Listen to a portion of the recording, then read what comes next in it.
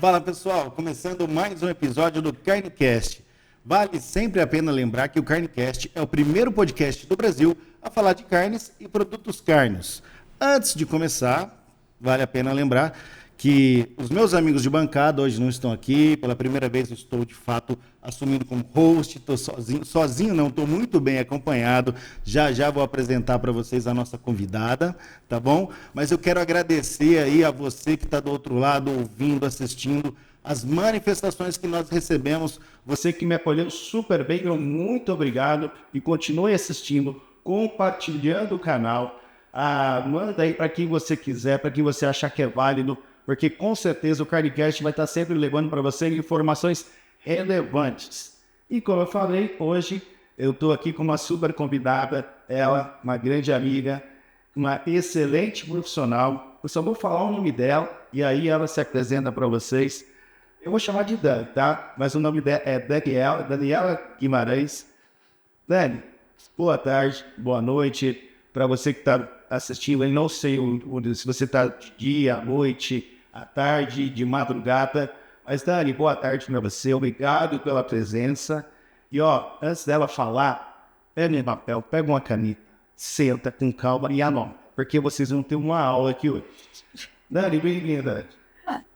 Obrigada, Darcy. Boa tarde para você também. Obrigada pela oportunidade de estar aqui hoje, né, falando dessa tecnologia tão bonita, né, que a gente vai entrar daqui a pouquinho, que é a tecnologia de infravermelhos. Eu vou começar me apresentando, né? Eu me formei pela Unicamp, sou engenheira de alimentos pela Unicamp, me formei no ano de 99. Assim que eu me formei, entrei como estagiária na área de pesquisa e desenvolvimento da Sadia, ainda em julho de 99. Eu também tenho mestrado em bioquímica pela Unicamp, pelo Departamento de Ciência de Alimentos, que eu defendi em 2006. E após, né, esse estágio na Sadia, eu fui contratada lá e eu fiz 25 anos aí de carreira, sempre na indústria da carne, sempre dentro de frigorífico. E a sua especialidade é o empanados? A minha especialidade é o empanado. Eu costumo brincar que o empanado a gente sempre tem que cuidar muito da adesão dele, né? Então ele aderiu em mim e nunca mais soltou. Então, apesar de eu ter trabalhado anos e anos em frigorífico, meu domínio realmente é na tecnologia de empanados. Né? Se me perguntar de presunto, de linguiça, eu vou agregar muito pouco, mas pelos muitos anos e muitos projetos e muitas fábricas que eu ajudei a erguer e a encher e a povoar de novos produtos, o meu domínio mesmo mais forte é na tecnologia de empanados. Por isso que eu estou aqui hoje para falar com vocês sobre ela. Que legal, que bacana. E, Dani, fala para mim, quais são as características gerais das tecnologias de empanados? Já que o assunto é o que você mais domina, vamos falar, vamos discutir bastante sobre o assunto. Então, quais são as características gerais da tecnologia de empanados? Ótimo, vamos lá, vamos mostrar quem é, né, a cara desse produto tão diferente, né? Ele é um produto carne, então ele tem uma NTIQ, ele obedece aos mesmos critérios ali do Ministério da Agricultura, mas, por outro lado, ele também não é um produto carne. Assim, em termos de tecnologia, se você é muito, muito bom em tecnologia de carnes, você dominou 60% do empanado. Faltam os outros 40%. E o que são esses outros 40%? O sistema de cobertura, ele é um composto de tecnologia de panificação. Então, você tem que dominar o trigo, o processo, o moinho, a força do glúten, tudo isso, como isso, né, se processa num item de panificação. Você tem que dominar hidrocolóides, você precisa estabilizar a cobertura, você precisa selar, você precisa dominar óleos e gorduras, porque a maior parte dos empanados passa por um processo de pré-fritura. Então, assim, não é uma tecnologia, elas são várias tecnologias que se compuseram. E outra característica dela é que ela é um bebê. No mundo dos frigoríficos, ela é a tecnologia mais novinha, ela é a caçulinha, né? Se a gente está falando que as tecnologias de suínos datam ali dos anos 50, né, 60, já estavam muito consolidadas no Brasil, a tecnologia de empanados aportou por aqui nos anos 90. né? Começou ali a parte de formatação com os hambúrgueres, né? E os hambúrgueres foram lançados ali no início da década de 80, mas ele é o primo nu, né? O primo pelado do empanado. Empanado. Pelo menos a parte de formatação estava dominada ali no início dos anos 80, mas o empanado mesmo foi lançado no Brasil em 90, por aí, 89, 90. Então, quem trabalha na tecnologia de empanados acaba sendo um pouco desbravador, um pouco pioneiro, porque se você acaba se deparando com algum problema, tem muito pouca gente que veio antes de você para quem você possa perguntar e que já tenha visto aquilo e que possa te ajudar, né? Se você se depara num problema em presuntaria, você tem referências fantásticas aí no mercado que vão falar que, olha, eu já passei por isso, você faz isso que dá certo. No empanado, na nossa carreira, não tinha, né? Na época que a gente começou a crescer essa tecnologia no Brasil, não tinha muito para quem perguntar. Então, uma outra característica, né, que torna o empanado tão interessante, tão realmente desafiador para quem está desenvolvendo o produto, é esse fato de que tudo é muito novo. Somos desbravadores aqui no Brasil. Você fala que, né, desbravadores, vocês, né, foram e ainda somos, estamos no mercado, somos desbravadores. Então, o empanado é um bebê, como você já disse. Inclusive aqui no Carnicast nós já falamos sobre empanados, tivemos aqui a Caroline Godoy. Carol, beijo para você, espero que você retorne aqui outras vezes. Ela explicou muito bem na época sobre os empanados, mas só para dar uma relembrada, você consegue passar para a gente assim, um fluxograma rápido de como é o empanado dentro da fábrica e já de quebra também falar quais são os principais desafios, né? Quais são os do P&D, do pessoal que está dentro da indústria com os empanados. Então, como é que o empanado é feito? Você, na maior parte dos produtos, né? Você pode fazer quase tudo empanado. Você pode empanar um brócolis, pode empanar. Mas vamos falar ali dos empanados de frango, que são um grande volume, que são os nuggets, os steaks, são os produtos que estão praticamente em todo lugar e todo mundo conhece, né? Que são os sinônimos, né, da categoria. Você vai processar uma massa, né? Você vai fazer uma massa carne, e essa massa carne normalmente é feita de carne congelada, né? Por um processo de moagem e mistura. Né? E você, durante esse processo, você não vai permitir que ela descongele, ela vai ficar ali numa temperatura que permita a formatação. Aí isso passa numa formadora, aí você define o peso formado que você quer, o formato do produto, temos vários no mercado, né? Tem desde o famoso chinelão, né, que é maiorzinho, você pode formar com relevo 3D, você pode ter formatos arredondados, você pode formar com o formato de uma salsicha, se você quiser. As formadoras são bastante versáteis. Ali você define o formato que você quer do produto. Só que essa é a parte carne do empanado. Daí para frente, ele vai receber as camadas de cobertura. E a gente vai alternando camadas sólidas e líquidas para que você forme, né, uma cebola, né, ali. Você vai vestindo, você vai envolvendo esse substrato em camadas sucessivas de cobertura. Por que alternar sólidos e líquidos? Porque o líquido permite a adesão do sólido. E aí você pode colocar uma outra camada de líquido, uma outra de sólido, sempre alternando, você vai conseguindo constituir essa cobertura. Feito isso, você vai passar o produto no fritador, porque tudo isso que você adicionou de cobertura, você precisa selar. Selar e desenvolver o amido dessa cobertura, realmente permitir que ele gelatinize, que a rede de glúten se feche e você tenha uma estrutura robusta. E a gente precisa muito dessa estrutura quando o produto depois vai para o ponto de venda, né, um produto congelado que vai para o ponto de venda, que pode descongelar, que vai ser frito pelo consumidor. É essa casquinha que se formou ali na fábrica, perfeitamente desenvolvida, que torna o produto tão robusto, tão fácil de preparar pelo consumidor. Então a gente tem esse processo aí. O pessoal sempre acha que o produto foi frito na fábrica, porque vê na embalagem ele está douradinho. Ele não é frito, ele é pré-frito, é flash fried, uma fritura muito rapidinha, 25, 30 segundos, com o único objetivo de selar essa cobertura. E aí, a parte de dentro, você passa num forno contínuo, né, em espiral, que permite o cozimento do produto. E aí você garante temperatura de segurança alimentar e você tem realmente um produto totalmente cozido que, se o consumidor quiser, ele pode só aquecer na casa dele até uma temperatura que ele considere agradável para comer, e ele está totalmente seguro. Você não precisa atingir a temperatura de cozimento na casa do consumidor ou no preparo final num restaurante, porque isso já foi garantido na indústria. Por isso que ele é bem prático, né?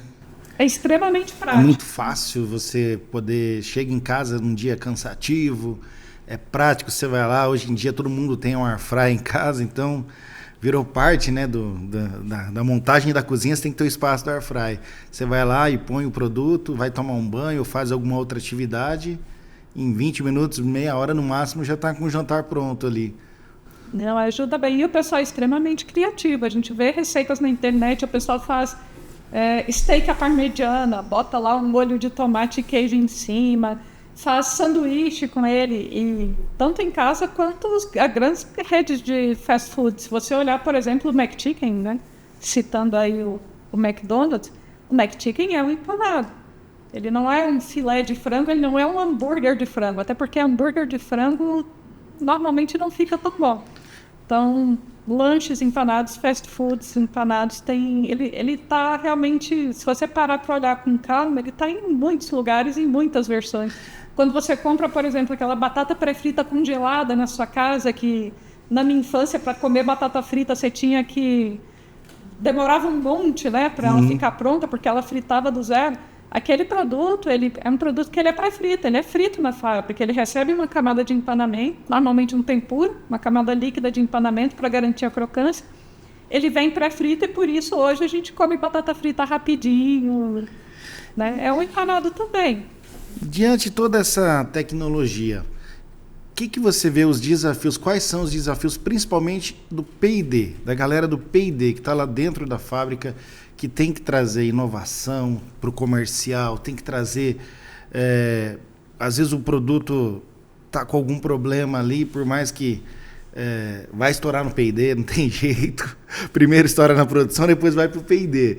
Mas quais são os principais desafios para quem está dentro de um P&D na produção de empanados? É super interessante essa pergunta, né? E aqui eu mando aí o meu total respeito para todos os colegas que estão aí nesse desafio de desenvolver empanados, né? Porque quando você cria um produto na indústria de alimentos, via de regra você tem um percentual maior do produto na sua mão, né? Um percentual maior da formulação que realmente vem do frigorífico. No empanado, 40%, 50% do produto vem de fora, vem de fornecedores de ingredientes. E você compõe isso. Dificilmente você compra tudo do mesmo. Não é assim que funciona. Você acaba comprando uma parte da cobertura de um, outra parte de outro, e você compõe isso. Só que esse produto consolidado, esse 100% aí que você agregou, é ele que tem que atender. Ele tem que ter o mínimo de proteína, o máximo de carboidrato, o teor limite de sal, de sódio, e só um pedacinho disso toda a sua mão. Né? Todo o restante está espalhado. Então, eu considero que a pessoa que está desenvolvendo empanado, ele é tipo um maestro, Darcy. Ele tem que meio que orquestrar tudo isso, e uma coisa muito importante, precisa de fornecedores de confiança. Precisa de fornecedores sérios, estruturados, que tenham bons controles internos, porque você imagina todas essas fontes de variação, uma que veio daqui, uma que veio dali. Aparece um problema, se você tem um fornecedor que não é um cara ético e parceiro, ele vai jogar para o outro vai jogar para o terceiro, que vai jogar para o quarto, você nunca vai descobrir onde de verdade está pegando. Qual que é o problema real, né? Sempre está um colocando para o outro ali. Vira um jogo de empurra, uma doideira. Por isso que, assim, via de regra, o pesquisador de empanados, trabalhar com ele é desenvolver confiança.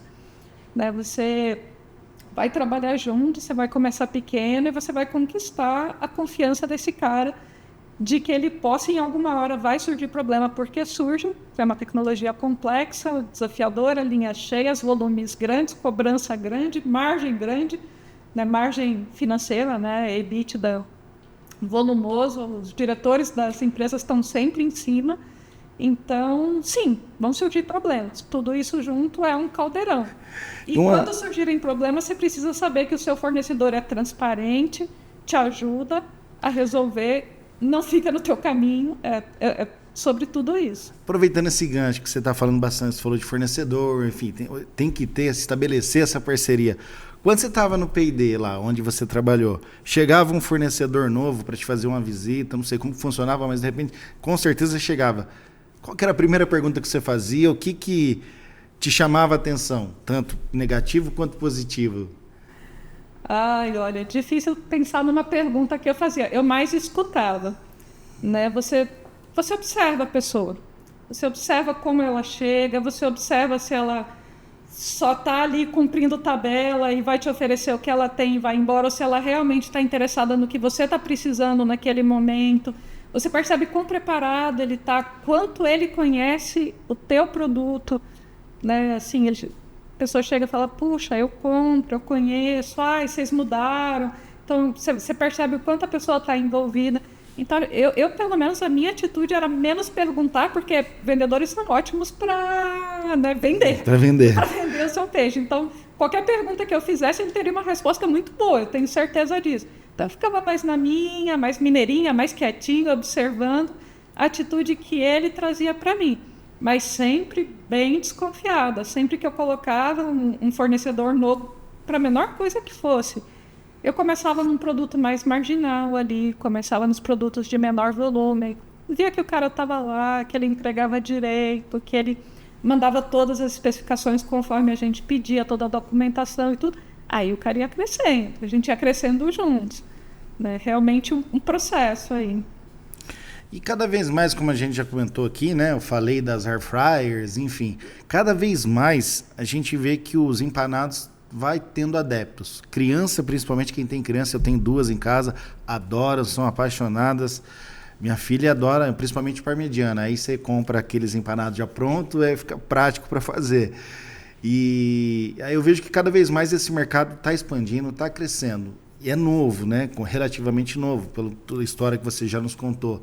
Mas quais são as inovações que esse mercado ainda tem? Qual é o espaço que ele tem, assim, as inovações que tem para dentro desse mercado? Nossa, tem muita coisa para fazer, né? Mas assim, eu pergunto do produto em si, uma cobertura diferente, um pre-dust, um batter, alguma coisa que realmente que você acha que é uma inovação que pode trazer algo diferente do que o consumidor hoje está acostumado? Você sabe que, sim, com certeza. Se tem alguma coisa, na verdade, né? Tem bastante coisa. A gente fala, na verdade, assim, você pode inovar em quase tudo. E tem muita coisa que a gente não faz industrialmente e as pessoas fazem muito em casa. As pessoas fazem muito bife à milanesa em casa, dá um trabalho danado. Tem pouca gente fazendo isso industrialmente. Por que tem pouca gente fazendo isso industrialmente? Porque os sistemas de cobertura, né, que poderiam viabilizar isso ficar competitivo industrialmente, alguns ainda deixam a desejar. Então, sim, né, se a gente vê o que se faz na Europa de sistema de cobertura e o que está sendo feito no Brasil, o Brasil meio que congelou ali no tempo. Eu brinco que o empanado aceita bastante desaforo. Se a farinha não tiver perfeitinha, crocantinha, douradinha, bonitinha e sequinha, como ela devia ser e toda farinha de empanado devia ser, ainda assim o empanado vende. Empanado com defeito, né, que você bate o olho e fala, puxa, tá com falha na cobertura, puxa, a adesão não tá legal, puxa, essa cor é muito pálida, não é assim que o consumidor gosta. Ainda assim ele vende, ainda assim a linha tá cheia. Então, a gente acaba caindo, né? Acho que a indústria no Brasil acabou caindo um pouco na zona de conforto mesmo. É mais do mesmo, é mais a mesma cobertura, o mesmo crumb extrusado, com todas as características de sabor dele que podiam realmente ser melhores, mas está vendendo. Só que assim, isso vem mudando ao longo dos anos, né? Muita gente botou linha de empanados, tem linha ociosa, que é uma realidade que eu não... No meu início, nos meus primórdios, eu sonhava com uma linha que tivesse espaço para produto novo, espaço para inovação, espaço para fazer um frango a passarinho, um bife à milanesa, coisas que todo mundo sabe que são produtos que vão bem, E ninguém nunca botou energia em fazer porque não tinha espaço em linha. Então tem essas oportunidades. E, nossa, gente, a gente conversa, né? Quando a gente visita outras pessoas que fazem e todo mundo fala, meu empanado merece uma farinha melhor. Meu empanado merece uma cobertura mais gostosa do que a que eu estou usando hoje. Todos os pesquisadores têm essa sensação, essa premência, falam, nossa, eu preciso melhorar. Aí eu acredito que existem muitas oportunidades de inovação. Tem inovação nessas coberturas? Tem inovação. Você vê que o Brasil ele usa aquele crumb extrusado que eu falei, e a Europa usa muito pouco disso. A Europa usa flour breader. A Europa usa os breaders compostos, porque quando você formula um breader, você ganha... Fale mais. O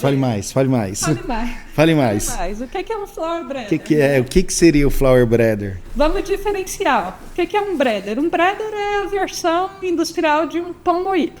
Então você pegou, moeu, padronizou aquela granulometria e usou aquilo para empanar. Isso é um breader, é um crumb, né? São sinônimos que a gente usa bastante. E é isso que se faz no Brasil hoje. Normalmente o processo usado para fazer é o processo de extrusão e a farinha cracker, né, a cracker meal, é a mais comum. E isso é o que está em 95% do mercado. Você pega a Europa ela pega os crumbs, né, e ela usa isso, mas não puro como a gente usa aqui. Ela formula, né, ela compõe. Ela compõe com o que ela precisar, com sabor, com cor, com tempero aparente, salsinha, pimenta. Ela pode usar agentes de expansão para melhorar a crocância, para arredondar sabor, né? Se você tem algum defeito de sabor, às vezes um tapinha de sal que você põe, você já arredonda, já cobre, às vezes algum amargor, melhora o sabor, melhora a crocância, melhora a adesão. Então tem muita oportunidade por aí que está pouco explorada. Justamente por isso, né? Por faltar alguém que puxe essa inovação e fale, poxa, eu tenho um produto aqui que vai dar uma qualidade diferente. Então vamos experimentar, vamos tentar, vamos fazer diferente. Já pensei esse de pimenta num aperitivo daqueles que fazem aperitivo, né? Frango a passarinho, deve ficar muito bom, né? Fica muito gostoso. Flocos de alho, frango a passarinho com flocos de alho, você pode formular, nossa, dá para criar muita coisa. Então, esse mercado de inovação tem bastante coisas ainda para ser explorado, então. Os flour breader, então, é um leque gigante. É um leque gigante que está 2% explorado aqui no Brasil. É uma coisa que, via de regra, toda vez que uma casa, né, de coberturas, toda vez que você liga e pede um sistema de empanamento, via de regra eles oferecem, porque o catálogo que existe de flour breaders no mundo é gigantesco, né? Então eles te mandam, sim, algumas amostras, mesmo que você não peça, para você investigar. Só que aí vai para que mexer no time que está ganhando, vamos fazer o sempre igual, tal. Então tem realmente todo um mundo aí para explorar. E quem explora, né, quem é o pioneiro, normalmente ele ganha dinheiro sozinho por um bom tempo. Então, se hoje você estivesse na indústria novamente, num P&D, tivesse a oportunidade de lançar um novo produto com flour breader, você usaria? Com certeza eu lançaria novos produtos com flour breader nesse caminho que eu falei, produtos que dão trabalho para fazer em casa, mas que o consumidor já gosta. Peixe empanado também usa flour breader, fica bom. Então, com certeza eu lançaria novos produtos com flour breader, mas eu faria mais. Eu avaliaria produtos que eu já tenho em linha e eu perguntaria para o meu consumidor, botaria do lado o atual que você compra, o que você já consome há 30 anos assim, e uma versão dele com flour breader. Botaria um contra o outro num teste afetivo, representativo, com uma amostra estatisticamente significativa. Eu perguntaria para o meu consumidor, qual você gosta mais? Porque a gente entende, pelo que a gente vê lá fora, pelo que a gente vê em fast food, pelo que a gente vê crescendo no mercado, que o flour breader vai ter uma aceitação maior. E uma vez que você tem esses dados, você está embasado, o teu consumidor falou, eu prefiro com flour breader. Você migrar o teu produto de linha que já vende para um flour breader te oferece a oportunidade de vender mais. De fazer o mercado crescer. E o mercado cresce, você constrói novas linhas e toda a tecnologia avança dessa forma. Né? Então, como você sempre trabalhou com crumbs, qual que é a diferença? Qual que é a vantagem, então, dos flour breaders em relação aos crumbs? mais flexibilidade, você tem mais domínio sobre ele. Você consegue fazer coisas que com crumb puro você não consegue, né? Tipo, usar temperos, mexer na aparência, ter uma aparência mais caseira, né? O crumb ele tem cara de industrial, ele tem cara daquele mesmo produto que foi feito em fábrica. Com o Flour Brothers consegue uma aparência caseira, uma aparência que o consumidor olha e fala, nossa, é igualzinho que eu faço na minha cozinha. Né? É aquela sensação de que eu mesmo que fiz. Você chama os amigos, chama os familiares, eu que fiz, ninguém vai nem perceber. Ninguém vai nem perceber. Um bife à milanesa que eu fiz ali na cozinha agora, tá com a farinha na hora. Joga um pouco de farinha ali na cozinha para dar uma disfarçada. Então, essa oportunidade. Ô Dani, pelo que eu estou entendendo aqui, você falou bastante das vantagens do Flour Brother, falou dos crumbs. Sim, para ficar um pouco mais claro, para ficar mais para o pessoal que está nos assistindo, para quem está ouvindo, mas com certeza esse pessoal já teve contato com produtos que tem em sua composição ali, os Flour Brother, para o pessoal conseguir assimilar melhor e o porquê dessa vantagem. Quais produtos que você pode citar para a gente que já está no mercado hoje, que usam dessa tecnologia? Isso é importante, né? Para ficar mais concreto, que a gente fica falando coisas que são, para quem mexe, são muito claras, mas para o consumidor, né? Quem que é esse cara, né? Quem que é? Então, você acha Flour Brother, por exemplo, nos produtos do KFC, do Popeyes, da Wendy's, tem algumas lojas no Brasil. Todos eles são, se você olhar, eles são empanados, sim, mas ele não é aquele empanado industrial, ele tem uma carinha de caseirinho. Então, são produtos que são feitos, alguns deles são feitos em loja, não são industriais, né, são feitos na própria loja, mas todos eles são feitos com Flour Brothers, com breaders formulados. E aí, lógico que o tempero de cada um é o segredo ali, a patente, né? Mas ele jamais conseguiria aquela carinha, aquele aspecto sem o uso de um Flour Brother. E a gente vê isso ao longo da história do empanado, né? Quem é que lança, né? Quem é que introduz as novidades? São as cadeias de fast food. Elas introduzem, disseminam aquela ideia e a indústria vem e lança na sequência. E até 5, 6, 7 anos atrás tinha pouquíssimas lojas de KFC, de Popeyes e de Wendy's no Brasil.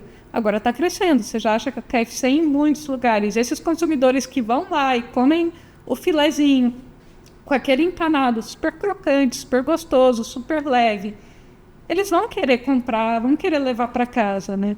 Então, isso é uma oportunidade legal. Já não é mais um estranho, como você falou, né? O consumidor já conhece, sim. Ele só não sabe que nome tem. O produto ele conhece. Com certeza. Bom, gente, agradeço você que está aí curtindo o nosso episódio. Espero que vocês tenham gostado, tá? Dani, agradeço sua presença. Espero que você volte mais vezes, porque acredito que tem muito mais assuntos para a gente debater. Carlos, espero você da próxima, que você esteja aqui para a gente poder explorar mais a Dani. Mas, Dani, obrigado, tá? Pela sua presença, obrigado pela sua disponibilidade. A comunidade do CarneCast agradece. Quer deixar um tchau, mandar um abraço? Eu queria agradecer a oportunidade de estar aqui. Eu espero que vocês tenham gostado dessa pincelada. Eu espero que a gente tenha novos episódios aí para falar de empanado, de hambúrguer, de assado, de grelhado, da família toda. Muito obrigado mais uma vez. E você, muito obrigado. Até uma próxima.